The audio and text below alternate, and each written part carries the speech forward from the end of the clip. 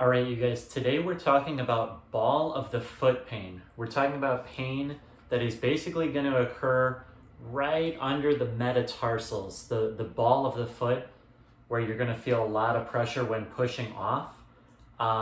We're talking about things like capsulitis, which is basically inflammation of the joint capsule around that metatarsal bone, around the ball of the foot. This is also going to cover metatarsalgia. This is what a lot of people have because it's kind of an easy diagnosis for doctors to give out. It's like a generalized ball of the foot pain. And so basically today we're going to be talking about the 3 causes of generalized ball of the foot pain, and then I'm going to give you 3 solutions for it. Very first thing is that we're talking about shoes, of course, because footwear is the cause of foot pain, just to get us started. The very first cause that I'm going to talk about today, and by the way, this is a barefoot shoe, not a good example of what's causing the pain, but it's what I've got, so I'm going to show you my examples on here. First one is we've got heel elevation. Most conventional footwear has an elevated heel. Basically means that the heel of your foot is elevated above where the ball of the foot would be. Now, a lot of people aren't aware that that is part of their shoes, but it's actually built in. It's not even up to you as the consumer. It's just in there by design. And the problem with this is that when that heel goes up, what do you think happens to the ball of the foot? Well, you can already kind of see there's just going to be a natural overloading of the ball of the foot here because the heel has been taken a little bit out of the equation, and now you're just standing more so on the ball of your foot. So it's already managing all of your body weight, and the problem is it just got its workload increased even more because the heel has been taken out a little bit from you. This automatically puts more pressure on the ball of the foot. That's bad news. So that's our first cause. The second cause that we're talking about, again, we're still in footwear. So conventional footwear typically has, and runners, you guys will see this the most, toe spring. A lot of you guys will kind of know this term as like a foot rocker, sole, whatever they'll call it. This is something that like you'll see in Hoka's, you'll see it in Nike's, you see it in a lot of different brands, honestly, of conventional footwear. But that toe is just kind of curled up because, again, they're trying to give you that rocking motion, which that's a whole different discussion. It's not very effective. But again, the problem here is that we already had that heel elevation up. That's bad news. And now we kind of have the toes doing the same thing. Both ends of the feet are kind of artificially lifted. And now if you think about your regular foot, you stand barefoot on the ground, your foot's obviously flat. It just takes to the ground that it's on, pushes all the way down. This is how we balance our body weight across the entire foot, across the whole foot tripod. And the fact that now when we're in shoes, we've got both sides artificially lifted. Well, again, what is the problem that you see happening? All the pressure is right here on the ball of the foot. That's just bad news. So again, automatic overloading of the ball of the foot, that's just going to cause pain one way or another. And then if you think about it, getting 10,000, 15,000, some people even get 20,000 steps a day, especially if you exercise or you work labor or you're a runner, you're getting a lot of steps per day. Now think about your foot being in a compromised position already, and you're taking a lot of steps a day, some of them at a high intensity, jumping, lifting, running. That's just going to be bad news for the ball of your foot. That's really not helpful. So no wonder you're having pain. That's number 2. Number 3, this is a little simpler because you guys have already heard me talk about this, I'm sure. It's the narrow toe box that's in most shoes, conventional footwear. And this is basically what does not allow your toes to spread. It forces your toes to be confined in here. Instead of getting a nice toe splay, you're getting a toe taper. And that is bad news because, again, the ball of your foot now is getting squeezed in. It's primarily the toes, but it affects the ball of the foot because those are the metatarsal bones that create the alignment for your toes. So if they're all getting pinched together, that's bad news. The foot wants to, upon striking the ground, splay a little bit. It is a shock absorption mechanism. It's also how we create more surface area on the ground to remain more stable. And again, the narrow toe box, that's going to be bad news because now these natural mechanisms that want to happen are hindered. Number one solution of helping ball of the foot pain, I'm going to recommend the toe extensor stretch. This is a stretch that is coined by Dr. Ray McClanahan of Correct Toes fame. He very intelligently discovered this stretch to solve, honestly, many different forms of foot pain, but ball of the foot pain being one of them. And it basically, what I'm going to do here is I'm just going to demonstrate with my hands so I'm not moving the camera all around, but I will link the video I have already of me doing the stretch. It's incredibly simple. So check out the description below if you want to see me do the stretch with my foot, but you'll probably get the hang of it anyway.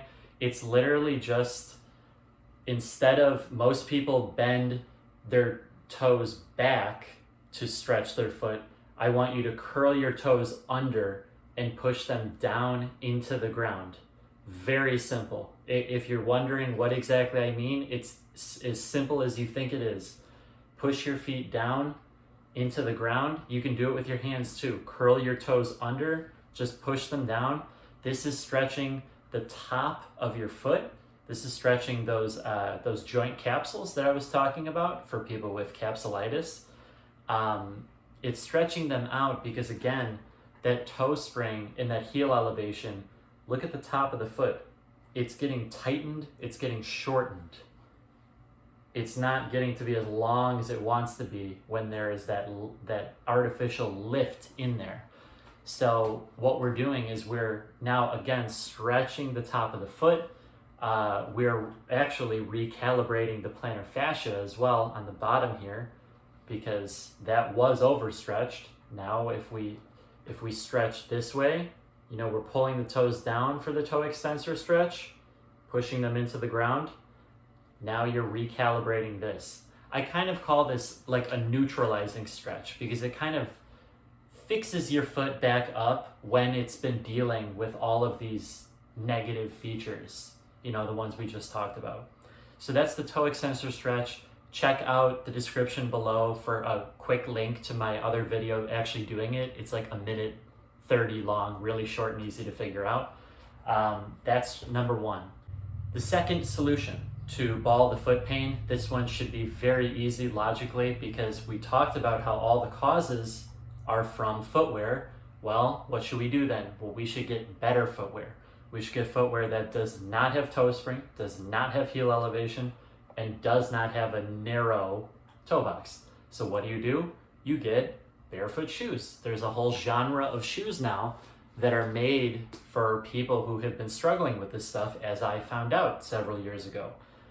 This is one example of those shoes, and like all my shoes now, actually, they're all barefoot. We're just looking for a barefoot shoe that has a 0 drop sole. That means the heel and the ball of the foot are level.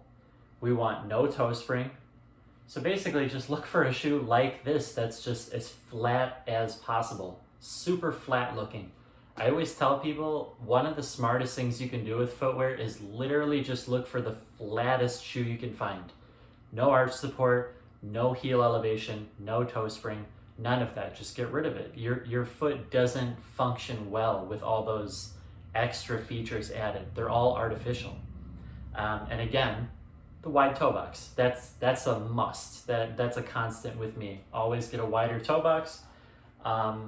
So transition yourself to barefoot shoes. Don't jump into them too quickly, but transition into barefoot shoes because wearing the conventional footwear with all those negative features, that's going to keep you in pain. You're going to be stuck with me listening to these videos because you're never going to get out of pain if you don't get rid of the thing that is causing your pain in the first place. Get rid of that negative stimuli.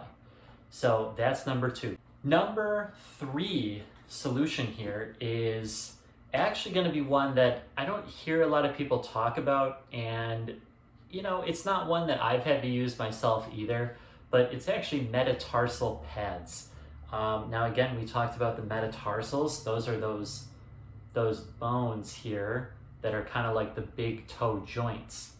And what is going on here is there is an arch of them. The foot has many arches in it, and one of them is your metatarsal arch.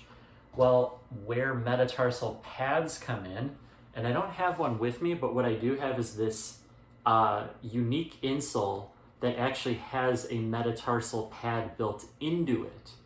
You can actually see how it's kind of a bump, and it's meant to be like that. It's a little bump that you're gonna put into the sole of your shoe, because what it does is it's going to kind of support that metatarsal arch so it can just stand a little bit more rounded. The thing with this is it's helping your foot return to its natural posture again, because your foot wants to have a bit of an arch there. It helps the foot stand stronger and manage the force that it's undergoing all the time. Because again, it's one of the many arches in the foot. Your arches need to be strong. They need to be able to be stable under pressure. The ball of the foot is maintaining quite a bit of load all the time. It's managing your body weight all day long, no matter what you're doing. So metatarsal pads, there's something that some people will try. I'm gonna link a pretty popular one in the description below. So just check those out if you're feeling it. That is number 3. All right, guys, so that was three causes of pain, of ball of the foot pain, and 3 solutions for ball of the foot pain.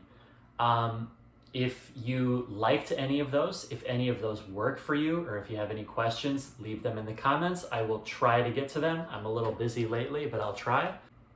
If you have more questions and would like to talk to me directly, or if you need some help applying some of these things and you'd like a protocol written for you, please book a free call with me. The link will be in the description below. And you can talk with me in a Zoom call, and we can see if we're going to be a good fit to work together, and I can do some coaching for you to get rid of your ball of the foot pain. So with that being said, that's the video, and I will see you guys in the next one.